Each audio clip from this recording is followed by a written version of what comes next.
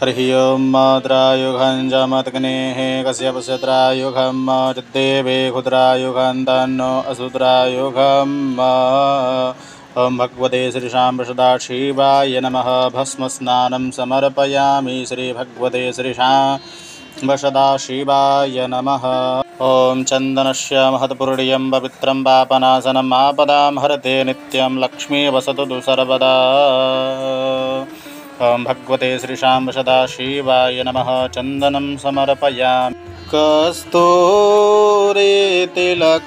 ललाटपटले वक्षस्थले कस्तुभा नासाग्रे वरमौक्तिकं करतले बेडुकडे कङ्कणं सर्वाङ्गे हरिचन्दनं सुललितः कण्ठे च मुक्तावली गोपास्ते परिवेष्टितो विजयते गोपालचूडामणि गोपालचूडामणि। हरे नित्यं वेदवाणीं प्रवर्तयेत्। गुरुर्ब्रह्मा गुरुर्विष्णुः गुरुर्देवो महेश्वर गुरुर्साक्षात् परब्रह्म तस्मै श्रीगुरुवे नमः। हरिः ओं नमस्ते रुद्रमन्यबाहुतोदैघवे नमः। बाहुभ्यान्मुदते नमः।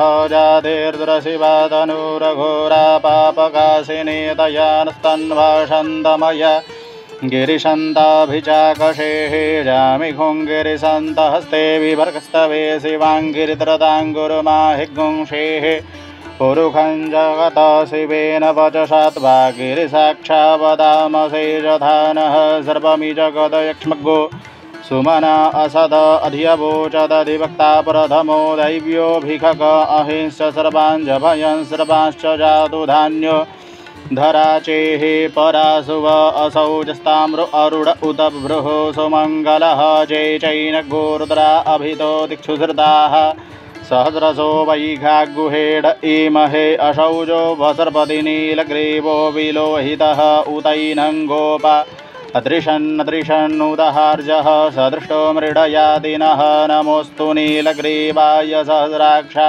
यमीडुखे अधोदे अस्य शतभानो हन्तेभ्यो करन्नमः प्रमुञ्च धन्वनस्तमुभयोरार्ण्योर्जाम्ब जास्यते हस्त इखवः पराता भगवो बपब्ज्यन्धनुः कपर्दिनो विशल्यो बाणवान् उत अनिसन्यस्य जा इखव आभुरस्य निखङ्गतिः जातेः तीर्मे दुष्टमहस्ते बभूवते धनुः तयास्मान् विश्वतस्त्वमयक्ष्मया परिभुजा परिते धन्वनो हेतिरस्मान् बृहतो विश्वतः अथोज इकुतिस्तवारे अस्मान्निधेहितम् अवदत्य धनुष्पगु सहस्राक्षसते खुदे निसिर्जशाल्याना मुखा शिवो नः सुमना भव नमस्त आयुधायान ताताय दृष्टवे उभाभ्यां मुदते नमो बाहुभ्यां तव धन्वने मानो महन्तमुतमानो अब्रकन्मान उक्षन्तमुतमान उक्षितम् मानो बधेः पितरं मोतमातरं मानः प्रियास्तन्भोर्द्ररीरिखः मानस्तोकेतनहे मान आयुहिमानो घोघुमानो अस्वेखुरीरिखः मानो वीरानुद्रभामिनो बधिरिह विक्मन्तः शतमितवाहवामहे।